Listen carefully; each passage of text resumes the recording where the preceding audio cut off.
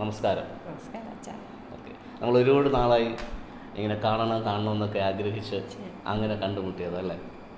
ശരിക്കും സ്വിറ്റ്സർലൻഡിലല്ലേ? അതെ. ഓക്കെ, അവിടെ എന്താ ശരിക്കും സ്വിറ്റ്സർലൻഡിൽ എന്താ ചെയ്യുന്നത്? സ്വിറ്റ്സർലൻഡിൽ ഞാൻ ഇവിടുന്ന് 10ാം ക്ലാസ്സും കഴിഞ്ഞു, പ്രീ ഡിഗ്രി ഫസ്റ്റ് ആയപ്പോൾ ഞാൻ പതിയെ സ്ഥലം വിട്ടു. അവിടെ പോയി പഠിച്ചു. കംപ്ലീറ്റ് ഇവിടുത്തെ കൾച്ചറിൽ നിന്ന് വ്യത്യസ്തമാണെന്ന് മനസ്സിലായി. കാലാന്തരത്തിൽ ആ കൾച്ചറിനെ ഫുള്ളി അഡാപ്റ്റ് ചെയ്തു, ഇൻറ്റിഗ്രേഷൻ നടത്തി. അങ്ങനെ വന്നപ്പോഴത്തേക്ക് എനിക്ക് ഇവരുടെ കൾച്ചർ എന്താണെന്ന് ഉൾക്കൊള്ളാൻ പറ്റി. പക്ഷേ ആദ്യ സമയത്തൊന്നും എനിക്ക് ഉൾക്കൊള്ളാൻ പറ്റിയില്ല. ഭയങ്കര പ്രയാസമാണ് ഒരു കൾച്ചർ നമ്മൾ അറിഞ്ഞ് അതിനെ അംഗീകരിക്കാൻ. അതൊരു ഭയങ്കര പ്രയാസമാണ് നമുക്ക്, കാരണം നമ്മുടെ കൾച്ചറുമായിട്ട് ഏറ്റുമുട്ടുന്ന പല അവസരങ്ങളും അതിലുണ്ട്. ഓക്കെ, അവിടെയാണ് എനിക്ക് അടുത്ത ചോദ്യം ചോദിക്കാനുള്ളത്. സാധാരണ ഒരു നാട്ടിൻപുറത്ത് ജീവിച്ച് വളർന്ന ഒരാൾ, അതും കേരളത്തിൻ്റെ തനിമയുള്ള ഒരാൾ, വിദേശത്ത് ചെന്ന് സ്വിറ്റ്സർലൻഡ് പോലുള്ള ഒരു രാജ്യത്ത് ചെന്ന് ജീവിത പങ്കാളിയെക്കുറിച്ച് ചിന്തിക്കുമ്പോൾ ഒരു മലയാളിയല്ലേ തുടക്കത്തിൽ മനസ്സിലേക്ക് ഓടി വരിക? എങ്ങനെയാണ് ആ ദേശത്തുള്ള ഒരു ലോക്കലൈറ്റ് ആയിട്ടുള്ള ഒരു ഡോക്ടറിൻ്റെ അടുത്തേക്ക് ആ ഒരു ജീവിത പങ്കാളിയെ തിരഞ്ഞെടുക്കാനായിട്ടുള്ള ചിന്ത ചെന്ന് നിന്നത്? എനിക്ക് വിവാഹത്തോട് താല്പര്യമൊന്നും ഇല്ലായിരുന്നു. ഇവിടെ വെച്ച് എനിക്ക് പേടിയായിരുന്നു വിവാഹത്തോട്. കാരണം എൻ്റെ കുടുംബത്തെ വിവാഹം ചെയ്തു പോയ എൻ്റെ സഹോദരിമാരെ പറ്റി എനിക്ക് നല്ല അഭിപ്രായമൊന്നും വിവാഹബന്ധത്തിൽ പറയാൻ പറ്റില്ല. അവരൊരു പ്രസവ എഞ്ചിനായിട്ട് മാറുമായിരുന്നു, പ്രൊഡക്റ്റീവ് മെഷീനായിട്ട് മാറുമായിരുന്നു. അവർക്ക് ഭർത്താവിൻ്റെ ഭാഗത്ത് നിന്ന് അംഗീകാരങ്ങളൊന്നും കിട്ടിയില്ല. അത് വീട്ടിൽ നമ്മളെ മാതാക്കന്മാരോടൊപ്പം വളരുമ്പോഴും കുഞ്ഞുങ്ങൾ ആദ്യമായിട്ട് മനസ്സിലാക്കുന്ന അതാണ്, ഭാര്യയെ ഭർത്താവ് അംഗീകരിക്കുന്നുണ്ടോ, ഭർത്താവ് ഭാര്യ അംഗീകരിക്കുന്നുണ്ടോ എന്നുള്ളത് കുഞ്ഞുങ്ങൾ വാച്ച് ചെയ്യും. അവർക്കത് വളരെ വേദനയുണ്ടാക്കും. അപ്പം ഞാൻ വിചാരിച്ചു എൻ്റെ ഒരു കേന്ദ്ര ബിന്ദുവായിട്ടെന്ന് എൻ്റെ മനസ്സിലെന്നത് യേശുവായിരുന്നു. യേശുവിനെ പൂർണ്ണമായിട്ട് അറിയുകയോ സ്നേഹിക്കുകയും ചെയ്യണമെങ്കിൽ സന്യാസം ബെസ്റ്റാണെന്ന് വിചാരിച്ചു. അതായിരിക്കും ഏറ്റവും നല്ല വഴി. അപ്പോൾ ഞാൻ അതിലേക്ക് തിരിഞ്ഞ്, പക്ഷേ ഇവിടെ സന്യാസ മഠത്തിൽ ചേരാൻ എനിക്ക് അത്ര അധികം ആഗ്രഹം തോന്നിയില്ല. കാരണം എനിക്ക് തിക്ത അനുഭവങ്ങൾ ഉണ്ടായിട്ടുണ്ട് ഇവിടുത്തെ സന്യാസിനികളിൽ നിന്ന് തിക്ത അനുഭവം ഉണ്ടായതുകൊണ്ട് അവിടെ നിന്ന് വഴിമാറ്റി ചിന്തിപ്പിച്ച് വിദേശത്തേക്ക് വിടുക ചെയ്തത്. കാരണം അതെന്തോ നമുക്ക് വിദേശികളെ കാണുമ്പോൾ അന്നത്തെ കാലത്തൊക്കെ ഒരു പ്രത്യേക ഒരു ബഹുമാനവും സ്നേഹം, അവർ നല്ലവരാണ്, അവർ നുണ പറയില്ല, അവർ നമ്മളെ വഞ്ചിക്കില്ല, ഇങ്ങനൊരു ചിന്ത നമുക്ക് സാധാരണ തോന്നലുണ്ടായിരുന്നു. അപ്പോൾ അങ്ങോട്ട് പോകാമെന്ന് വെച്ചു. അങ്ങനെ അവിടെ പോയി ഒരു സിസ്റ്ററായി. അപ്പോഴാണ് എനിക്ക് റിയാലിറ്റി എന്താണ് എന്ന് ഞാൻ ചോദ്യം ചെയ്യാൻ തുടങ്ങിയത്. ഞാൻ അന്വേഷിച്ചത് ഇവിടെ കണ്ടെത്തുന്നുണ്ടോ, ഞാൻ അന്വേഷിച്ചത് എന്താണ് വാസ്തവത്തിൽ, എന്തിനാണ് ഞാനെല്ലാം എൻ്റെ മാതൃരാജ്യം വിട്ട് ഞാൻ ഇങ്ങോട്ട് വന്നത്? ചില സത്യങ്ങൾ മനസ്സിലാക്കാനായിട്ട്, അല്ലെങ്കിൽ ഉള്ളിലുള്ള ഒരു ആഗ്രഹത്തിൻ്റെ പൂർത്തീകരണത്തിന് വേണ്ടി അതാണ് ബെസ്റ്റ് എന്ന് ചിന്തിച്ചു പോയതാണ്. യേശുവിനെ അറിയണം, യേശുവിനെ ആസ്വദിക്കണം, യേശുവിനെ മനസ്സിനുള്ളിലിരുത്തി സുഖിക്കണം. എനിക്ക് അതെൻ്റെ അതൊരു തീവ്ര ആഗ്രഹമായിരുന്നു അന്നത്തെ കാലത്ത്. വീട്ടിൽ നിന്നൊന്നും തന്നെ കിട്ടിയിട്ടില്ല, അടിയും തല്ലോ അല്ലാതെ കൈ വിരിച്ച് പിടിച്ച് പ്രാർത്ഥിക്കണം, അല്ലെ കൈ ഇങ്ങനെ താന്നു പോയാലും കൈക്കിട്ടൊരടി കിട്ടും. അങ്ങനെ വളരെ സ്ട്രിക്റ്റിൽ വളർത്തിയൊരു വീട്ടിലാണ് ഞാൻ ജീവിച്ചു പോകുന്നത്. പക്ഷേ കാറ്റക്കിസം ക്ലാസ്സിൽ നിന്നാണ് എനിക്ക് ഈ ക്രിസ്തുവിനെ പറ്റിയുള്ള, ബൈബിളിനെ പറ്റിയുള്ള, പക്ഷെ കിട്ടിയത് പിന്നീടാണ് എനിക്ക് മനസ്സിലായത് അതിൽ എത്രമാത്രം സത്യം ഉണ്ട് എന്നുള്ളത്. പവിത്രതയില്ല, അതായത് ആചാര അനുഷ്ഠാനങ്ങൾക്ക് മുൻഗണന കൊടുത്താണ് പഠിപ്പിച്ചത്. സിദ്ധാന്തങ്ങൾ കിട്ടി എനിക്ക്. പക്ഷെ എന്തോ ഏത് ശക്തിയാണെന്ന് എനിക്കറിയില്ല എന്നെ നയിച്ചുകൊണ്ടിരുന്നത്. ഏതോ ഒരു ശക്തി അന്നും എന്നെ നയിക്കുന്നുണ്ടായിരുന്നു. അതാണ് തിരഞ്ഞെടുക്കപ്പെട്ട ഒന്നായിട്ട് എനിക്ക് തോന്നി അന്നും. പക്ഷെ ഞാൻ പിന്നീട് ജീവിതത്തിൻ്റെ അർത്ഥത്തെപ്പറ്റി ചിന്തിക്കാൻ തുടങ്ങി. തുടങ്ങിയപ്പോൾ ജീവിതത്തിൻ്റെ അർത്ഥം എന്താണ്? ഞാൻ ഈ കണ്ടതും കേട്ടതും ജീവിച്ചൊക്കെയാണോ? അതിനപ്പുറം ഒന്നുമില്ല, ഇത്രയൊക്കെ ഉള്ളൂ. അപ്പോൾ ഈ സഭ നമ്മുടെ ഞാൻ കത്തോലിക്ക സഭയിലാണ് ജനിച്ചു വളർന്നത്. സഭ സഹനത്തെ സഹിച്ച് നീ യേശുവിൻ്റേതായി തീരുക. ആ സഹനത്തെ എവിടെ സഹനമുണ്ടോ അതൊക്കെ ചെന്ന് ഞാൻ ഒപ്പിയെടുക്കുമായിരുന്നു. ആരുടെ സഹനം ഒപ്പിയെടുക്കും? എന്നാലും കഴിവതും കഴിയുന്ന പോലെ. പക്ഷേ ഈ സഹനത്തിൽ കൂടി യേശുവിനെ കാണുക, ആ ഒരു തത്വത്തിലേക്കാണ് ഞാൻ ജീവിച്ചു പോകുന്നത്. പിന്നീട് ആ സഹനത്തെയാണ് ഞാൻ സത്യത്തിൽ ചോദ്യം ചെയ്തത്, ഈ സഹനം ദൈവം ആഗ്രഹിക്കുന്നുണ്ടോന്ന്. അത് പിന്നീടാണ് മനസ്സിലായത്, യേശു സഹനത്തിന്റെ മാർഗമല്ല സ്വീകരിച്ചത്, ഒരു വിപ്ലവകാരിയായിരുന്നു. ശരിക്കൊരു നക്സൽ ഒരു ചിന്താഗതി ഉള്ള, ചില സമൂഹത്തിന്റെ ആചാരാനുഷ്ഠാനങ്ങളെ നിർമ്മാർജ്ജനം ചെയ്തിട്ട് ജനങ്ങൾക്ക് സ്വാതന്ത്ര്യം നേടിക്കൊടുത്ത ഒരു വിപ്ലവകാരിയായിരുന്നു എന്നുള്ളത് പിന്നീടാണ് എനിക്ക് മനസ്സിലായത്. അപ്പോൾ എനിക്ക് വേറെ യേശുവിനെ കാണാൻ ഞാൻ കൊതിച്ചു. ആ ഉയർപ്പിൻ്റെ പ്രഭാവത്തിൽ എൻ്റെ മുന്നിലേക്ക് വരുന്ന ഒരു യേശു, ഈ കുരിശിൽ കിടക്കുന്ന യേശു അല്ലാതെ അതെനിക്ക് കിട്ടിയില്ല എന്ന് വേണം പറയാൻ. ആ യേശുവിനെ കണ്ടുമുട്ടാൻ പറ്റിയില്ല. അപ്പോൾ ഇപ്പോൾ ഞാൻ ചോദിച്ചത് ഭർത്താവിനെ കുറിച്ചാണ്, പക്ഷെ ഹൃദയം നിറഞ്ഞ് കവിയുന്നത് കർത്താവാണ്. അതെ, ഭർത്താവിനെ കുറിച്ച് ചോദിച്ചതെങ്കിലും പറഞ്ഞ കാര്യങ്ങളെല്ലാം കർത്താവിനെ കുറിച്ചാണ്. അപ്പോൾ എനിക്കറിയാം എത്രത്തോളം ഹൃദയം മുഴുവൻ അത് നിറഞ്ഞു നിൽക്കുന്നു എന്നുള്ളത്. എന്നാലും തിരിച്ച് ഭർത്താവിലേക്ക് വരട്ടെ. എങ്ങനെയാണ് നിങ്ങളുടെ കണ്ടുമുട്ടലും, എങ്ങനെയാണ് അത് വിവാഹത്തിലേക്ക് എത്തിയത്? കണ്ടുമുട്ടൽ ഞാൻ പഠിച്ചുകൊണ്ടിരിക്കുന്ന സമയത്ത് പുള്ളിക്കാരൻ ഡോക്ടറായിട്ട് അവിടെ ജോലി ചെയ്യുന്നു. അപ്പം നമ്മൾ കേരളത്തിൽ വളർന്നവർക്ക് ഒരു ചിന്താഗതിയുണ്ട്, സായിപ്പന്മാരൊക്കെ പെണ്ണുപിടിയന്മാരും കള്ളുപിടിയന്മാരും ഒക്കെയാണ് പിഴച്ചവരാണ്. ആ ഒരു ചിന്താഗതി ആണല്ലോ നമ്മളെ നമ്മളെ ധരിപ്പിച്ചിരിക്കുന്ന അതാണ്. അപ്പം അതുകൊണ്ട് ഈ വർഗത്തോടൊന്നും അടുക്കരുത് എന്നൊരു ചിന്താഗതിയിലാണ് നമ്മളെ വളർത്തുന്നത്. അപ്പം ഈ എൻ്റെ ഹസ്ബൻഡ് എന്ന് പറഞ്ഞാൽ പുള്ളി കള്ളും കുടിക്കത്തില്ല, സിഗരറ്റും വലിക്കത്തില്ല. അപ്പോൾ ഒരു നല്ല പുരുഷനായിട്ട് എനിക്ക് തോന്നി. വിദ്യാഭ്യാസമുണ്ട്.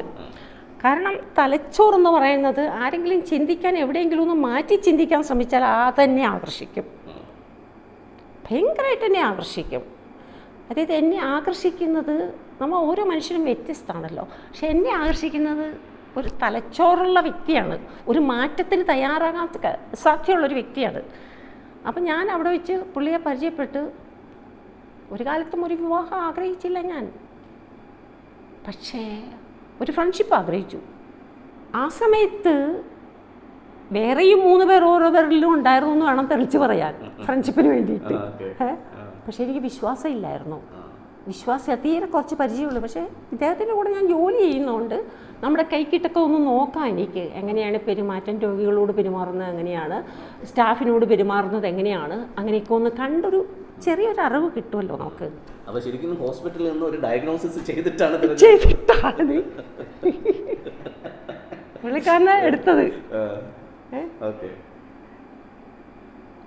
പുള്ളി പ്രൊട്ടസ്റ്റന്റ് മതത്തിൽ പെട്ടതാണ്. അപ്പം ഈ ഒരു ഫോർവേഡായ കത്തോലിക്കനും ഒരു പ്രൊട്ടസ്റ്റന്റ് മെൻറ്റാലിറ്റി ആയിട്ട് നന്നായിട്ട് ചേരും. ആശയത്തിൽ, വിശ്വാസത്തിൻ്റെ ആശയത്തിൽ ഒരു പ്രൊട്ടസ്റ്റന്റ് വ്യക്തിയും പുരോഗമിച്ച ഒരു കത്തോലിക്കനും ചേരും. ചിന്താഗതിയുള്ള ഒരു വ്യക്തിയായിട്ട് ചേരും. അപ്പം ഞാൻ അന്വേഷിക്കുന്നത് ഈ സഹിക്കുന്ന യേശുവിനെ അല്ലല്ലോ, എൻ്റെ ഒരു കൂട്ടുകാരനെയാണ് ഞാൻ അന്വേഷിക്കുന്നത്, ഒരു ആത്മീയ കൂട്ടുകാരനെ, ഒരു സഹപാഠിയെ ഞാൻ അന്വേഷിക്കുന്നത് യേശുവിൻ്റെ ചിത്രത്തിൽ. പക്ഷെ അതെനിക്ക് കിട്ടുന്നില്ല. ഞാൻ ഇദ്ദേഹമായിട്ട് വീട്ടിൽ വന്നപ്പോൾ എൻ്റെ അമ്മ ഇദ്ദേഹം കിടക്കുമ്പോൾ, ദൈവമേ കയ്യിൽ, ഈ കയ്യിലല്ലേ കുരിശ് തറച്ചത്, ആണി തറച്ചത്, ഇതിലല്ലേ ആണി തറച്ചത്, ആ കാല് പിടിച്ച് നോക്കി വെച്ചു, ദൈവമേ ഇത്രയും നല്ല വെളുത്ത കാലിലാണോ ഇയാൾ? സത്യമല്ലേ?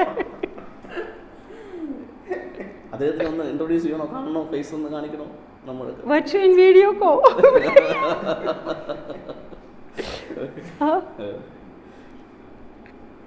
അമ്മയ്ക്ക് ഭയങ്കര ആശ്വാസമായി. എൻ്റെ മോളെ, നിനക്കൊരു യേശുവിനെ പോലെ തന്നെ ഒരു പുരുഷനെയാണ് കിട്ടിയത്. അമ്മ ഒരു യേശുവിൻ്റെ രൂപം അതിൽ കണ്ടത് അന്ന്. അമ്മയുടെ ആ ഒരു ചെറിയ ചിന്താഗതി വെച്ച് കണ്ടതെന്നൊരു യേശുവിനെ, ഒരു ശാന്തമായ പെരുമാറ്റം, വളരെ സൈലൻ്റായ പെരുമാറ്റം. അങ്ങനെയാണ് അദ്ദേഹം ജീവിത പങ്കാളിയായി മാറും. എങ്ങനെയുണ്ട് ഇപ്പോൾ? ഒരു കഴിഞ്ഞ എത്ര വർഷം? 30 വർഷമായോ? അതും കഴിഞ്ഞു, 40 കഴിഞ്ഞു. 40 വർഷത്തിലധികമുള്ള ഒരു ദാമ്പത്യ ജീവിതത്തെ ഇപ്പൊ എങ്ങനെ വിലയിരുത്തുന്നു? ആദ്യത്തെ വിലയല്ല നമ്മൾ പിന്നീട് കൊടുക്കുക ദാമ്പത്യ ജീവിതത്തിന്. ആദ്യം നമ്മൾ ഒരു ഇല്യൂഷനിലാണ് ജീവിക്കുക, ഇല്യൂഷൻ. പക്ഷെ പിന്നീട് നമുക്ക് റിയാലിറ്റി വരും ജീവിതത്തിൽ. ആ റിയാലിറ്റിയെ നമ്മൾ അംഗീകരിക്കാൻ പഠിക്കണം. ഈ ജീവിത റിയാലിറ്റി ഇതാണ്, ഇന്നതാണ്. അപ്പോൾ ഞാൻ ഇനി ഒരു സ്പെസിഫിക് ആയിട്ട് അടുത്ത ജനറേഷന് വേണ്ടിയിട്ട് ഒരു സ്പെസിഫിക് ആയിട്ടുള്ളൊരു ക്വസ്റ്റ്യൻ ചോദിക്കുവാണ്. അപ്പോൾ അത് ആ രീതിയിൽ തന്നെ ആൻസർ കേൾക്കാനാണ് എനിക്കിഷ്ടം. ഇപ്പോൾ പള്ളിയിൽ വെച്ച് നടത്തുന്ന കല്യാണങ്ങളെല്ലാം ദൈവത്താൽ യോജിപ്പിക്കപ്പെട്ട കല്യാണങ്ങളെന്നാണ് വിലയിരുത്തുന്നത്. പക്ഷെ നിങ്ങളെ സംബന്ധിച്ചിടത്തോളം നിങ്ങൾ കണ്ടുമുട്ടിയത് പള്ളിയിൽ വെച്ചിട്ടോ അല്ലെങ്കിൽ മാതാപിതാക്കൾ അറേഞ്ച് ചെയ്തിട്ടോ ഒന്നുമല്ല, ഒരു നിയോഗത്തിലാണ് കണ്ടത്. അപ്പോൾ എന്താണ് ശരിക്കും പറഞ്ഞാൽ ഒരു ദൈവത്താൽ നിയുക്തമായ കല്യാണം എന്ന് പറയുന്നത് പള്ളിയിൽ വെച്ച് നടത്തുന്ന കല്യാണമാണോ അതോ അതിനപ്പുറത്ത് മറ്റെന്തെങ്കിലും ആണോ? അതായത് പള്ളിയിൽ വെച്ച് നടത്തുന്നത് ഒരു ചടങ്ങ് മാത്രമേ ഉള്ളൂ. അത് പലർക്കും കണക്ക് കൊടുക്കാനും ഒരുപക്ഷെ സമൂഹത്തിന് കണക്ക് കൊടുക്കാനും വേണ്ടി മാത്രം ചെയ്യുന്നതാണ്. ഒരു ബന്ധം തുടങ്ങുന്നത് ആത്മാവിൻ്റെ അടിത്തറയിൽ നിന്നാണ്. അതാണ് സോൾമേറ്റ് എന്നൊക്കെ പറയുന്നത്. സോൾമേറ്റ് ദൈവീകത എന്ന് പറയുന്നത്. അല്ലാതെ കുടുംബ പശ്ചാത്തലം നോക്കിയും വിദ്യാഭ്യാസം നോക്കിയും ആട്രിബ്യൂട്ട്സ് നോക്കിയും കുടുംബങ്ങൾ തമ്മിൽ അങ്ങോട്ടും ഇങ്ങോട്ടും സംസാരിച്ച് ജാതകം നോക്കിയും പൊരുത്തം നോക്കിയും അവസാനം പള്ളിയിൽ കൊണ്ടുവച്ചൊരു ചടങ്ങ് ചെയ്യുന്നതല്ല ദൈവത്താൽ യോജിപ്പിക്കപ്പെടുന്നത്. അതിന്റെ പിന്നിൽ നമ്മുടെ പ്രാർത്ഥനയും നമ്മുടെ ഡെഡിക്കേഷനും ഒക്കെ വെച്ചിട്ടാണ് ഒരു ദൈവത്താൽ നിയുക്തനായ ഒരു വ്യക്തി നമ്മളിലേക്ക് കണക്ട് ആകുന്നത്. അതാണ് ശരിക്കും ദൈവത്താൽ യോജിപ്പിക്കുക. അപ്പോൾ അങ്ങനെയാണ് നിങ്ങളുടെ ജീവിതം മുമ്പോട്ട് പോകുന്നത്. ഒരു കുഞ്ഞുണ്ട്, ഒരു മോനുണ്ട്. മോൻ മാരീഡ് ആണ്, ഒരു കുഞ്ഞുണ്ട്. ഓക്കെ. അപ്പോൾ അമ്മമ്മയാണ്. കണ്ടു കഴിഞ്ഞാൽ പറയത്തില്ല, അതുകൊണ്ടാണ് ഞാൻ പ്രത്യേകിച്ച് എടുത്ത് പറയുന്നത്. പക്ഷെ അമ്മമ്മ നല്ല വിളിക്കാം, ഓമിന്നാ. അത് അമ്മമ്മയെക്കാളും താന്ന ഒരു പടിയാണ് ഓമി. അത്രയും എത്തുന്നില്ല ഓമി എന്ന് പറഞ്ഞാല്. വിട്ടുകൊടുക്കാൻ മനസ്സില്ല, അമ്മമ്മയാകാൻ മനസ്സില്ല. അപ്പോൾ നമ്മുടെ കൂടെ ഇരിക്കുന്നവർ നമ്മുടെ ഇവിടുത്തെ കാര്യസ്ഥരാണ് അല്ലേ? അവരെന്താ അവർ അപ്പോൾ നിങ്ങളും ബേസിക്കലി ഒരു ക്രിസ്തീയ വിശ്വാസത്തിനകത്ത് നിലനിന്ന് പോകുന്ന വ്യക്തികളാണ് അല്ലേ? ഓക്കെ. അപ്പോൾ ഇനി അടുത്ത് എനിക്ക് ചോദിക്കാനുള്ളൊരു കുഞ്ഞു കാര്യം, ജനിച്ചത് ഒരു ക്രിസ്തീയ മതത്തിലാണ്, അതിൻ്റെ ആചാരാനുഷ്ഠാനങ്ങളെല്ലാം അനുഷ്ഠിച്ചു വന്നു. ക്രിസ്തുവിന് ഭയങ്കര പ്രണയമായിരുന്നു, ഇപ്പോഴും അങ്ങനെ തന്നെയാണ്. അപ്പോൾ ഇപ്പോഴും ക്രിസ്തു എന്ന് പറയുന്നത് ഒരു ആവേശമായിട്ട് മനസ്സിലിരിക്കുമ്പോൾ എങ്ങനെയാണ് ഒരു സനാതന ധർമ്മവുമായിട്ട് ബന്ധപ്പെട്ട് ഹൈന്ദവ വേദങ്ങളുടെയും ഹൈന്ദവ ശരിക്കുമുള്ള അവിശ്വാസത്തിൻ്റെ എസൻസിനെയൊക്കെ മനസ്സിലാക്കി ആ ഒരു ലൈഫുമായിട്ട് ഇപ്പോൾ അഡോപ്റ്റായിട്ട് മുമ്പോട്ട് പോകുന്നുണ്ട്? അങ്ങനെയാണ് നമ്മൾ പരിചയപ്പെടുന്നത്. ഓക്കെ. അപ്പോൾ ആ ഒരു കാര്യം എങ്ങനെയാണ് ലൈഫുമായിട്ട് അറ്റാച്ച്ഡ് ആയത്, കണക്റ്റഡ് ആയത്? അതും ഒരു നിമിത്തമായിരുന്നു. ഞാൻ അന്വേഷിക്കുന്ന യേശു അതെനിക്ക് കിട്ടിയില്ല. ഞാൻ സഹിക്കാൻ വേണ്ടി, സഹനത്തിൽ കൂടി മോക്ഷത്തിലേക്ക് എത്താൻ വേണ്ടിയാണ് എൻ്റെ ജന്മം. സഹിക്കൂ. അതിനോട് ഞാൻ എന്തോ എനിക്ക് ചോദ്യം ചെയ്യേണ്ടി വന്നു. അപ്പോൾ എൻ്റെ കൂട്ടുകാർ എനിക്കൊരു ഗീത കൊണ്ടുതന്നു. എനിക്ക് ഹിന്ദു കൂട്ടുകാരാണ് കൂടുതലുള്ളത്. അപ്പോൾ അവരെനിക്ക് ഗീത തന്നു. ആ ഗീത ഞാൻ എല്ലാ ദിവസവും 2 പ്രാവശ്യം 3 പ്രാവശ്യം പാരായണം ചെയ്യും. എനിക്കതൊരു ഹരായിട്ട് മാറി. അപ്പം എന്നിട്ട് ഗീതയിൽ എന്താ പറഞ്ഞിരിക്കുന്നത്, യേശുവിനെ കുറിച്ച് എവിടെയെങ്കിലും ഗീത പറയുന്നുണ്ടോ, ആരെങ്കിലും ഒന്ന് പറയുന്നുണ്ടോ, യേശുവിൻ്റെ ജീവാംശം അതിൽ കാണുന്നുണ്ടോ എന്ന് ഞാൻ അന്വേഷിക്കാൻ തുടങ്ങി. അപ്പം ഗീതയുടെ അവസാനം എല്ലാം ചുരുക്കത്തിൽ വരിക, രഹസ്യത്തിൽ രഹസ്യമായ ജ്ഞാനവും ബുദ്ധിയും നിനക്ക് ഞാൻ നൽകിയിരിക്കുന്നു. അത് നീ എൻ്റെ ഉള്ളിൽ ആത്മാവിൽ സൂക്ഷിച്ചിട്ട് നിനക്ക് ഉചിതമാണെന്ന് തോന്നുന്നത് മാത്രം ചെയ്യുക. ആ വരി, ഏറ്റവും അവസാനത്തെ വരി, അവിടെയാണ് ഞാൻ യേശുവിനെ കണ്ടുമുട്ടിയത്. അവിടെയാണ് ഒരു വിപ്ലവകാരിയെ ഞാൻ കണ്ടത്. അവിടെ ആ വാക്യത്തിൽ ഞാൻ യേശുവിനെ കണ്ടു. പിന്നെ ഞാൻ ഗീത കഴിഞ്ഞ് വേദത്തിലേക്ക് കടന്നു. അവിടെ ചെന്നപ്പോൾ നമുക്ക് കാണാം, സത്യത്തിൽ യേശുവിനെ കണ്ടുമുട്ടാം. യേശു ഒരു യോഗീശ്വരനായിരുന്നു. യേശു ഒരു വേദാന്തിയായിരുന്നു, തനി വേദാന്തിയായിരുന്നു എന്നുള്ളത്. എന്താണ് യേശുവിൻ്റെ ക്യാരക്ടർ എന്നും യേശുവിൻ്റെ പ്രവർത്തനങ്ങൾ എന്നുള്ളത് നമ്മളെ പഠിപ്പിച്ച രീതിക്ക് ടോട്ടലി വ്യത്യസ്തമായിട്ട് ശരിക്കും പ്യൂരിറ്റിയിൽ ജീസസിന്റെ ക്യാരക്ടറും ആട്രിബ്യൂട്ട്സും ഒക്കെ മനസ്സിലാക്കാൻ പറ്റിയത് അത് വായിച്ചപ്പോഴാണ് എനിക്ക്. ഓക്കെ. അതേ ലൈഫാണ് ഇപ്പം നമ്മൾ അഡോപ്റ്റ് ചെയ്യാൻ ശ്രമിക്കുന്നത്. അതാണ് നമ്മളിപ്പോൾ നമ്മളെ പുഷ് ചെയ്യുന്നത്. അതാണ് അത് തന്നെ. അപ്പം നമുക്കും അന്ന് എങ്ങനെയാണോ ജീസസ് ജീവിച്ചത് അതേ രീതിയിൽ ജീവിക്കാനായിട്ടുള്ളൊരു പ്രചോദനം ഈ കാര്യങ്ങൾ നമുക്കിപ്പോൾ നൽകുന്നുണ്ട്. ഞാനിപ്പോൾ 2 ദിവസമായില്ലേ കൂടെ നിൽക്കാൻ തുടങ്ങിയിട്ട്. എന്നെ ഏറ്റവും അതിശയിപ്പിച്ചതെന്ന് വെച്ച് കഴിഞ്ഞാൽ ഇവിടെ വന്ന് ഞാൻ നോക്കുമ്പോൾ ഒരു വിളക്ക് കൊളുത്തിയിട്ട് അവിടെ നിന്നിട്ട് നമ്മൾ പ്രാർത്ഥിക്കുന്നത് ശരിക്കും പറഞ്ഞു കഴിഞ്ഞാൽ ഈ കാലഘട്ടത്തിന് ഏറ്റവും ആവശ്യമായിട്ടുള്ളൊരു കാര്യമായിട്ട് എനിക്ക് തോന്നുന്നു. എന്താ പ്രാർത്ഥനയെക്കുറിച്ചൊന്ന് പറഞ്ഞേ? ഞാൻ ദിവസവും വിളക്ക് കൊളുത്തി പ്രാർത്ഥിക്കാറുള്ള ആളാണ്. മെഴുകുതിരിയല്ല ഞാൻ കൊളുത്തുന്നത്. കാരണം മെഴുകുതിരിയിൽ കാർബൺ ഡൈ ഓക്സൈഡ് ഇടത് മുറിയിൽ വെച്ചാൽ അത്ര നല്ലതൊന്നുമല്ല. AC ഉള്ള മുറിയിൽ മെഴുകുതിരിയൊക്കെ വയ്ക്കുന്നത് അത് ആ കാർബൺ ഡൈ ഓക്സൈഡ് AC-യിലേക്ക് കയറുമ്പോൾ പിന്നെ പുറത്തേക്ക് വരുള്ളൂ. അപ്പോൾ ഞാനൊരു വിളക്ക് പുറത്ത് തിരും, എവിടെയെങ്കിലും ജനലിൻ്റെ അടുക്ക കൊണ്ടുവച്ച് അവിടെ ഇരുന്നൊരു വിളക്കിൻ്റെ മുന്നിലാണ്. അതായത് ഒരു പ്രകാശമാണ്, ഒരു പ്രകാശ ബിന്ദുവാണ് ബ്രഹ്മം എന്ന് പറഞ്ഞാൽ. അതൊരു എനർജിയാണ്. ഞാൻ ചെയ്യാറുള്ളതെന്ന് വെച്ചാൽ വിളക്കിൻ്റെ മുമ്പിൽ നിന്ന് ഈ പ്രാർത്ഥിക്കുക ഗായത്രി മന്ത്രമാണ്. ആ ഗായത്രി മന്ത്രത്തിൻ്റെ അർത്ഥം എന്താണെന്ന് ചോദിച്ചാൽ കേൾക്കുന്നവർ ഒരു ക്രിസ്ത്യാനിയോ വേറൊരു മതക്കാരനോ കേട്ടാൽ പറയും അസല് ഭ്രാന്താണ്. ഇത് തുടങ്ങിയിട്ടുണ്ട്.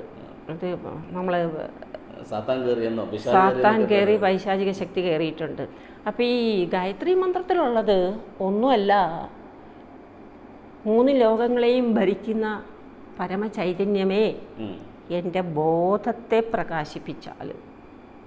അത് പ്രകാശിപ്പിക്കാതിരിക്കാനാണ് ഇന്ന് നമ്മുടെ മതങ്ങൾ ശ്രമിച്ചുകൊണ്ടിരിക്കുന്നത്. ബോധം പ്രകാശിച്ചാൽ നമ്മൾ യേശുവിനെ അറിയും. അപ്പം എൻ്റെ ബോധത്തെ പ്രകാശിപ്പിച്ചാലും അതുവഴി ഞാൻ സ്വയം ആരുടെയും സഹായമില്ലാതെ സ്രോതസ്സിലേക്കും ശ്രേഷ്ഠതയിലേക്കും എല്ലാം തനിയെ നടന്നെത്തിക്കൊള്ളാം എന്നാണ് ആ ഗായത്രി മന്ത്രത്തിൻ്റെ അർത്ഥം. ഇപ്പം നമുക്ക് ടെൻഷൻ ഉണ്ടാവുകയാണ്, എവിടെയെങ്കിലും വെച്ച് ടെൻഷൻ ഉണ്ടാവുകയാണ്, കണ്ണടച്ചിരുന്ന് ഒരു സെക്കൻഡ് ആ മന്ത്രത്തിലേക്ക് ഒരാളൊന്ന് തിരിഞ്ഞാൽ നമ്മുടെ ബോധത്തിലേക്ക് നമുക്ക് നമ്മളെ തന്നെ നയിക്കാൻ പറ്റും. അത് മനസ്സുകൊണ്ട് ചെയ്യാവുന്ന കാര്യമാണത്. അങ്ങനെ നമ്മൾ ട്രെയിനിങ് ചെയ്തെടുക്കുക. ഒരു ചെറിയ പ്രാർത്ഥനയിൽ കൂടി, ഒരു വലിയ പ്രാർത്ഥനയൊന്നും നമുക്ക് ദൈവത്തിന് ആവശ്യമില്ല, ഒരു ചെറിയ പ്രാർത്ഥനയിൽ കൂടി ട്രെയിനിങ് ചെയ്തെടുത്ത് നമ്മളെ വേറൊരു ലെവലിലേക്ക് കൊണ്ടുവരാം. അങ്ങനെ വരുമ്പോഴത്തേക്ക് നമുക്കറിയാൻ പറ്റും ഞാൻ എന്താണ്, ഞാൻ ആരാണ്. ഇപ്പം ഞാനെന്ന് പറയുന്നത് ഒരാത്മാവാണ്. ഞാൻ ആത്മാവാണ്. ഞാൻ ജോലിയല്ല ചോദിച്ചത്, ഉദ്യോഗമല്ല ചോദിച്ചത്, ആരുടെ മകനാണെന്നും അല്ല ചോദിച്ചത്. ഞാൻ ആത്മാവാണ്. എൻ്റെ കയ്യെന്നാ പറയുക. അപ്പം ഞാനാരാ? ആത്മാവ്. ആ ബോധത്തിലേക്ക് നമ്മളെത്തും. ഒരു പരിധി കഴിയുമ്പോൾ ഞാൻ ആത്മാവാണ്, സർവശക്തൻ്റെ കുട്ടിയാണ് ഞാൻ. ഈ ബോധത്തെ ഉദിപ്പിക്കണമേ, ഈ ബോധത്തെ നൽകണമേ എന്നുള്ളതാണ് ഗായത്രി മന്ത്രത്തിന്റെ അകത്തുള്ള സാധന. ഞാൻ ഒരു സിദ്ധിയോ സിദ്ധനോ ഒന്നും അല്ല, പക്ഷെ ഒരു സാധന നമുക്ക് ചെയ്യാൻ പറ്റും. ഒരു സാധന, ഒരു കടഞ്ഞെടുക്കൽ, ആത്മാവിനെ ഒന്ന് കടഞ്ഞെടുക്കുക നമ്മുടെ ജീവിതത്തിൽ. അപ്പോൾ നമ്മൾ കുറേ കാര്യങ്ങളൊക്കെ സംസാരിച്ചു അല്ലേ? ആഹാരം കഴിക്കുമ്പോഴും അവിടെ ഇരിക്കുമ്പോഴും ഒക്കെ ഒത്തിരി കാര്യങ്ങൾ സംസാരിച്ചു. എന്താ ഈ സംസാരത്തിൽ നിന്നൊക്കെ സിസ്റ്ററിന് മനസ്സിലായ കാര്യമുണ്ട്? എന്തൊക്കെ കിട്ടി അതിനകത്ത്? ഇതുവരെ ഉണ്ടായിരുന്ന അറിവുകളാണോ അതോ പുതുതായിട്ട് എന്തെങ്കിലും കിട്ടിയോ? എന്ത് തോന്നുന്നു? എനിക്ക് കുറേ കാര്യങ്ങൾ അച്ഛൻ പറഞ്ഞതിൽ നിന്ന് കുറച്ചൊക്കെ മനസ്സിലായി.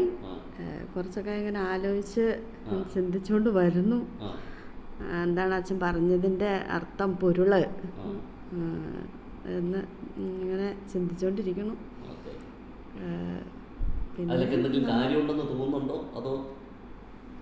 കാര്യമുണ്ടെന്ന് തോന്നിയിട്ടുണ്ട്.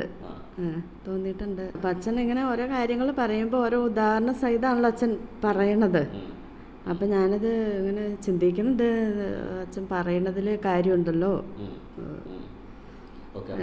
പ്രാർത്ഥന അകത്തുനിന്ന് വരട്ടെ. ശരിക്കും സത്യമായത് അറിയാനായി എന്നെ സഹായിക്കണമേ, അല്ലേ?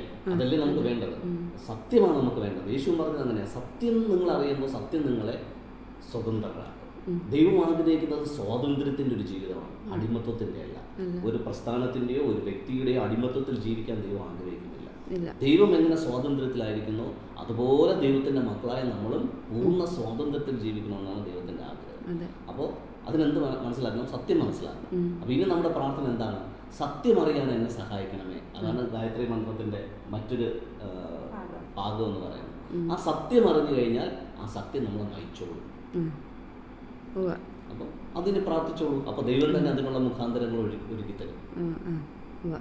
ഓക്കെ. അപ്പം നമ്മൾ ഇന്നലെ മെനഞ്ഞാന്ന് ഒരു ദിവസം നമ്മൾ കുറേ സംസാരിച്ചു അല്ലേ? എന്താണ് ചേട്ടന് തോന്നുന്ന കാര്യങ്ങൾ പറഞ്ഞേ? അച്ഛൻ വേദപുസ്തക സംബന്ധമായ കാര്യങ്ങളൊക്കെ ഒരുപാട് വ്യാഖ്യാനങ്ങളൊക്കെ പറഞ്ഞു. അതിലെല്ലാം സത്യവും നീതിയൊക്കെ ഉണ്ടെന്ന് എനിക്ക് ഏകദേശം മനസ്സിലായിട്ടുണ്ട്. എല്ലാ കാര്യങ്ങളും നമുക്ക് സംസാരിക്കാൻ സമയം കിട്ടിയിട്ടില്ല. അപ്പോൾ ഇനിയും അത് തുടർന്ന് ഇനി വരുന്ന നാളുകളിൽ അതെ. ഓക്കെ. അപ്പോൾ ഞാൻ ഈ പറഞ്ഞതുപോലെ ഈ സത്യ അന്വേഷണമാണ് എന്നെ ഇതുവരെ എത്തിച്ചത്. അതെ അതെ. സത്യം അന്വേഷിക്കാത്ത ഒരു വ്യക്തിക്ക് അത് തുറന്നു കിട്ടത്തില്ല. അതുകൊണ്ട് ജീസസ് പറയുന്നത് നിങ്ങൾ അന്വേഷിക്കുക, കണ്ടത് മുട്ടുവിൻ തുറക്കപ്പെടും. അപ്പോൾ ഈ ഒരു സത്യം അന്വേഷണം ഉള്ളൊരു വ്യക്തിയുടെ മുന്നിൽ സത്യം തെളിഞ്ഞു വരും. തീർച്ചയായിട്ടും. അപ്പോൾ അതാകട്ടെ അല്ലേ നമ്മുടെ ഇനി അങ്ങോട്ടുള്ള ജീവിതത്തിൽ? തീർച്ചയായിട്ടും അങ്ങനെ ആവട്ടെ. ഓക്കെ. നമ്മുടെ സിസ്റ്ററിനെ കുറിച്ച് എന്താ അഭിപ്രായം? പിന്നെ അത് നമ്മൾ സാധാരണ രീതിയിൽ പറയത്തില്ലേ, ആ കൊച്ചമ്മ. ഞാനിവിടെ ആദ്യമായിട്ട് ജോലിക്ക് വന്നപ്പോൾ എന്നെ കൃത്യമായിട്ട് മനസ്സിലാക്കാതെ, എന്നെ അറിയാതെ ഇവിടെ ഈ ജോലിക്ക് എന്നെ കയറ്റി. അപ്പോൾ ഞാൻ ഇത്രയും ഒരു കാര്യം പറഞ്ഞുള്ളൂ, എന്നെ ഒരു പെങ്ങളായിട്ട് കാണണമെന്നാണ് ആൻറ്റി എന്നോട് പറഞ്ഞു. ഞാൻ അന്നേരം പറഞ്ഞു, ഞാൻ പെങ്ങളായിട്ട് ഞാൻ കാണില്ല, ഞാനൊരു അമ്മയായിട്ട് കാണും. അത് സത്യവുമായി ഇന്ന് വരെ ആ കാര്യത്തിൽ മാറ്റം വന്നിട്ടില്ല. അമ്മയായിട്ട് തന്നെ, പെറ്റമ്മ തന്നെയായിട്ട് കരുതുന്നു. അങ്കിളിനെ അതുപോലെ തന്നെ അങ്ങനെ മുന്നോട്ട് പോകണം. ഓക്കെ. അപ്പോൾ ശരിക്കും നമ്മളൊരു മാനുഷികമായിട്ടുള്ള ഒരു ഫെലോഷിപ്പിൽ നിൽക്കുന്നതിനേക്കാൾ ഉപരി ദൈവത്തെ പ്രതിനിധീകരിക്കുന്ന ഒരു വ്യക്തിയാണ്. ദൈവചൈതന്യത്തെ ആദരിക്കുകയും ആസ്വദിക്കുകയും ചെയ്യുന്ന ഒരു വ്യക്തിയാണ്. അപ്പോൾ അതിൻ്റെ റിഫ്ലക്ഷൻ നമ്മുടെ ഇടപാടുകളിലും ഉണ്ടാകും, നമ്മുടെ സംസാരത്തിലും ഉണ്ടാകും. സോ എന്താണോ എൻ്റെ വിശ്വാസം അല്ലെങ്കിൽ എൻ്റെ ജീവിതം, അത് തന്നെ പുറത്ത് കാണിക്കാൻ പറ്റിയില്ല എന്നുണ്ടെങ്കിൽ ആ ജീവിതം കൊണ്ട് അർത്ഥമൊന്നുമില്ല. നമ്മൾ ഒരു കാര്യം സംസാരിക്കുകയും പ്രവർത്തിക്കാത്ത മറ്റൊരു കാര്യം കാണുകയും ചെയ്യുകയാണെന്നുണ്ടെങ്കിൽ കപടതയാണ്. അപ്പോൾ എന്ത് സംസാരിക്കുന്നോ അത് തന്നെ ജീവിതത്തിനകത്തും വരണം. എന്നാലേ അവരെ നമുക്ക് ഒരു ജെന്യൂനായിട്ടുള്ള പേഴ്സൺ എന്ന് പറയാൻ പറ്റത്തുള്ളൂ. അപ്പോൾ അങ്ങനെ തോന്നിയിട്ടില്ലേ? തീർച്ചയായിട്ടും. ഉള്ളിലൊന്നും വെച്ചുകൊണ്ടോ അതിനൊരു ഇതൊന്നുമില്ല. നമ്മളോട് വളരെ പോസിറ്റീവായിട്ട് ഇടപെടുന്നു. അതിൻ്റെ പ്രകാശം നമുക്കും ഉണ്ട്, ഞങ്ങൾക്ക് എല്ലാവർക്കും ഉണ്ട്. അപ്പോൾ ഇനിയും ആ സർവേശ്വരൻ ആ ഒരു സത്യത്തിൽ, ആ ഒരു വെളിച്ചത്തിൽ നിങ്ങളെയും നയിക്കട്ടെ. നമ്മളിങ്ങനെ ഇത് സംസാരിച്ചെങ്കിലും ഇതിനെല്ലാം സാക്ഷ്യം വഹിച്ചുകൊണ്ട് ക്യാമറയുടെ പിന്നിൽ മന്ത്രി ഈ വീട്ടിലെ നായകനായിട്ടുള്ള അദ്ദേഹത്തിൻ്റെ പേരെന്താ? വേർണ. ഓക്കെ. അദ്ദേഹത്തെ അടുത്ത സമയങ്ങളിൽ എന്തായാലും ഞാൻ ഫേസ്ബുക്കിനകത്ത് ഒരു ഫോട്ടോ ഷെയർ ചെയ്യാനായിട്ട് ആഗ്രഹിക്കുന്നുണ്ട്. അപ്പോൾ നമുക്ക് ആ വീഡിയോ കണ്ടപ്പോൾ ഈ വീഡിയോയുടെ പിന്നിൽ നിന്ന് പ്രവർത്തിച്ച ആദികായനെ ആ ഫേസ്ബുക്കിലൂടെ എങ്കിലും ഒരു ഫോട്ടോയിൽ കാണട്ടെ. എന്തായാലും ഇപ്പോൾ ഈ വീഡിയോയിൽ അധികം വരുന്നില്ല. ഇനിയുള്ള ഡിസ്കഷനിൽ അങ്കിളിനെയും ഞാൻ സ്വാഗതം ചെയ്യുന്നു നെക്സ്റ്റ് ടൈം. ഒരുപാട് ആളുകൾ എന്നെ വിളിച്ചിട്ടുണ്ട് പബ്ലിക്കിലേക്ക് വരാൻ, വേദത്തെ പറ്റി സംസാരിക്കാൻ എല്ലാം. ഓക്കെ. എൻ്റെ ഉദ്ദേശം ഇത്രയേ ഉള്ളൂ, കുറേ കാര്യങ്ങൾ സംസാരിക്കുന്നതിലല്ല. എൻ്റെ ജീവിതം മറ്റുള്ളവരുടെ മുമ്പിൽ എക്സ്പോസ്ഡ് ആയാൽ, അവർക്ക് എന്തെങ്കിലും ഒരു പ്രചോദനം ഉണ്ടായാൽ, അത് തന്നെയാണ് നമ്മുടെ ഏറ്റവും വലിയൊരു സാക്ഷ്യം എന്ന് പറയുന്നത്. എൻ്റെ ജീവിതം കൊണ്ട്, എൻ്റെ പ്രവർത്തനങ്ങൾ കൊണ്ട് ഞാൻ മറ്റുള്ളവരോട് സംസാരിക്കണം. വെറുതെ മൈക്കിൽ കൂടെ സംസാരിച്ചിട്ടും കാര്യമില്ല. അപ്പോൾ അങ്ങനെ കുറേ കാര്യങ്ങൾ ജീവിതത്തിലൂടെ ചെയ്യുന്ന ഒരു വ്യക്തി എന്നുള്ള നിലയിലാണ് കുറച്ച് കാര്യങ്ങൾ സംസാരിക്കാമെന്ന് ഞാൻ വിചാരിച്ചത്. ഓക്കെ. അതെ, കാരണം എന്താണെന്ന് വെച്ചാൽ ഞാൻ അച്ഛനെ ആ പള്ളിയിൽ നിന്ന് ഇറക്കി വിട്ടു എന്ന് കേട്ട സമയത്ത് എന്തോ എനിക്ക് ആ വ്യക്തിത്വത്തോടൊരാവേശമാണ് തോന്നിയത്. ഒരു വ്യക്തിത്വത്തോടൊരാവേശമാണ് തോന്നിയത്. അതായത് ആരെങ്കിലും ഒരാളെ പറ്റി വിമർശിക്കുന്നു, അതും വൾഗറായിട്ട് വളരെ ഡെസ്ട്രക്റ്റീവായിട്ട് വിമർശിക്കുന്നുവെങ്കിൽ എനിക്കൊരു പ്രത്യേക ആകർഷണം അദ്ദേഹത്തോട് തോന്നും, ആ വ്യക്തിത്വത്തോട്. കാരണം നമ്മൾ വ്യത്യസ്തപ്പെട്ട ഒരു വ്യക്തിത്വം ആയതുകൊണ്ടാണ് അങ്ങനെ സംഭവിക്കുന്നത്. ക്രിസ്തുവിന് കിട്ടിയ അനുഭവം തന്നെ, അത് മാത്രമേ ഉള്ളൂ. അത്രമാത്രം. അപ്പോൾ അതെനിക്ക് അറിയാനൊരാഗ്രഹം ഉണ്ടായി. അച്ഛൻ ഇത് പ്രചോദനത്തിൻ്റെ പേരിലാണോ ശബരിമലയ്ക്ക് പോയത്, അതോ പ്രൊവക്കേഷൻ്റെ പേരിൽ ചെയ്യാനാണോ? ആ ഒരു സംശയം എങ്കിലുണ്ടായിരുന്നു. എന്തിൻ്റെ പേരിലാണ്, ഏതെങ്കിലും ഒന്നിനെ ചോദ്യം ചെയ്യാനാണോ, അതോ ഉള്ളിലുള്ള പ്രചോദനത്തിൻ്റെ പേരിലാണോ? അതുകൊണ്ട് ഞാൻ അങ്ങോട്ട് കയറി ഇടപെടുമായിരുന്നു, അല്ലേ? ഞാൻ അങ്ങോട്ട് അങ്ങനെ ചെയ്യുന്ന ആളല്ല ഞാൻ. ഓക്കെ. അപ്പോൾ 2 ദിവസമായിട്ട് നമ്മൾ തമ്മിലുള്ള ഒരു കോൺവെർസേഷനും നമ്മുടെ ഒരു ഫെലോഷിപ്പും ഇതൊക്കെ എന്ത് മനസ്സിലായി? എങ്ങനെയാണ് ഫീൽ ചെയ്തേ? ഈ വിചാരിച്ചിരുന്നത് പോലെയാണോ അതോ മറ്റെന്തെങ്കിലും ആണോ?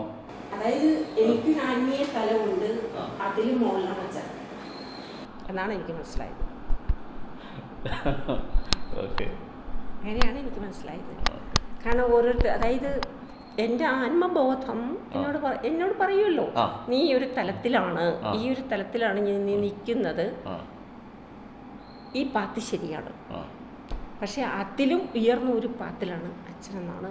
ശരിക്കും അതിനാണ് ആത്മബോധം എന്ന് പറയുന്നത്. ഞാൻ നിലനിൽക്കുന്ന, ഞാൻ മുന്നോട്ട് പോകുന്ന ഈ ഒരു ട്രാക്ക്, ഈ ഒരു പാത ശരിയാണ്, എനിക്ക് അതിലൂടെ തന്നെ സഞ്ചരിക്കണമെന്നുള്ള ആ ഒരു ഒരു അവബോധം, അതാണ് ശരിക്കും പറഞ്ഞു കഴിഞ്ഞാൽ ദൈവത്തിൻ്റെ ലീഡിങ് എന്ന് പറയുന്നത്, അല്ലെങ്കിൽ ദൈവം തന്നെ നൽകുന്ന സൂചനകളെന്നോ എന്നൊക്കെ പറയുന്നത് അതാണ്. അതായത് യേശു എപ്പോഴും ഒരു നിത്യ സ്റ്റുഡൻ്റ് ആയിരുന്നു, നിത്യ സ്റ്റുഡൻ്റ് ആയിരുന്നു പുള്ളി. പക്ഷെ ആ ബോധം അത് വിടാതെ നിൽക്കുക, അതേസമയം തന്നെ ഒരു ഗുരുജിയെ വേണം താനും, യേശുവിനെ പോലെ തന്നെ ഒരു ഗുരുജിയെ വേണം എനിക്ക്. അപ്പോൾ നമുക്ക് അങ്ങോട്ടും ഇങ്ങോട്ടും ഗുരുവായിരിക്കാം. ചില കാര്യങ്ങളിൽ സിസ്റ്റർ എനിക്ക് ഗുരുവായിട്ടും, ചില കാര്യങ്ങളിൽ അങ്ങോട്ടും, അങ്ങനെ പരസ്പരം നമുക്ക് എല്ലാ കാര്യങ്ങളും എല്ലാവർക്കും ദൈവം കൊടുക്കത്തില്ല. അപ്പം ജീസസ് തന്നെ ബൈബിളിനകത്ത് പറയുന്നൊരു കാര്യമുണ്ട്, ഒരു കാര്യത്തെ, ഒരു സ്പെഷ്യലായിട്ടുള്ളൊരു കാര്യത്തെ എടുത്തു വെച്ച് കഴിഞ്ഞാൽ അതിൻ്റെ ഉയരം ഒരു വ്യക്തിക്ക് കൊടുക്കും, അതിൻ്റെ ആഴം മറ്റൊരു വ്യക്തിക്ക് കൊടുക്കും, അതിൻ്റെ വിഡ്ത്ത് വേറൊരു വ്യക്തിക്ക് കൊടുക്കും, അതിൻ്റെ ശരിക്കുള്ള വ്യാപ്തി എന്ന് പറയുന്ന മറ്റൊരു വ്യക്തി കൊടുക്കും. അപ്പം നമ്മൾ 4 പേരും ഇരുന്ന് ഡിസ്കസ് ചെയ്യുമ്പോഴായിരിക്കും ആ ഡയമെൻഷൻ കറക്റ്റായിട്ട് റിവീലാകും. അപ്പോൾ നിങ്ങൾ സംസാരിക്കുമ്പോൾ നിങ്ങളാണ് ഞങ്ങളുടെ 3 പേരുടെയും ഗുരു, ഞാൻ സംസാരിക്കുമ്പോൾ ഞാനായിരിക്കാം, അവർ സംസാരിക്കുമ്പോൾ അവരായിരിക്കും. അപ്പം ആരെയും നമുക്ക് കുറച്ച് കാണാൻ പറ്റത്തില്ല. സോ ദൈവം പല ഡയമെൻഷൻ പലരിലൂടെ മാത്രമേ റിവീൽ ചെയ്ത് കൊടുക്കത്തുള്ളൂ, ഒരാളിനെല്ലാം കൊടുക്കത്തുമില്ല. സോ അങ്ങനെ ദൈവപാതയിൽ സഞ്ചരിക്കുന്ന വ്യക്തിത്വങ്ങൾ തമ്മിലിരുന്ന് ഒരുമിച്ച് ഇങ്ങനെ ഡിസ്കസ് ചെയ്യുമ്പോൾ നമുക്കതിൻ്റെ വ്യക്തത കിട്ടും. അതാണ് സത്സംഗം. അതെ, സത്സംഗം. അതല്ലാതെ എപ്പോഴും കരഞ്ഞ് എന്താ ഈ കാണുന്നിടത്തൊക്കെ ദുഃഖത്തിൽ കൂടിയേ സ്വർഗത്തിലെത്താവൂ, ദുഃഖം നല്ലതാണ്, ദുഃഖം വജ്രമാണ് നിന്റെ ജീവിതത്തിൽ, ഇതൊന്നും എനിക്കിനി അംഗീകരിക്കാൻ പറ്റില്ല. അല്ല, അത് ദൈവഭാവമല്ല. അത് ഒരിക്കലും ദൈവം, എൻ്റെ ദൈവം സ്നേഹത്തിൻ്റെ ദൈവമാണ്. ഞാൻ ആനന്ദിക്കുന്ന കാണുമ്പോൾ എൻ്റെ അച്ഛന് ഭയങ്കര ഇഷ്ടമാണ്. അപ്പോൾ ദൈവം എന്ന് പറയുന്നത് സങ്കടത്തിൻ്റെയോ ദുഃഖത്തിൻ്റെയോ ദാരിദ്ര്യത്തിൻ്റെയോ ഒന്നും നടപടമല്ല. ശരിക്കും ഐശ്വര്യത്തിൻ്റെ, സമ്പൽ സമൃദ്ധിയുടെ, സന്തോഷത്തിൻ്റെ, സമാധാനത്തിൻ്റെ പ്രതീകമാണ് ദൈവം എന്ന് പറയുന്നത്. ആ ഒരു പാതയിൽ നമ്മുടെ മുഖത്തും അത് പ്രതിഫലിക്കണം, പെരുമാറ്റത്തിലും. അതെ, പെരുമാറ്റത്തിലും. യെസ്. വീണ്ടും പറ്റുമെന്നുണ്ടെങ്കിൽ ഒരു നിയോഗത്തിൽ അടുത്ത കാര്യങ്ങളൊക്കെ സംസാരിക്കാം. ഓക്കെ, എന്തായാലും thank you very much. Yeah.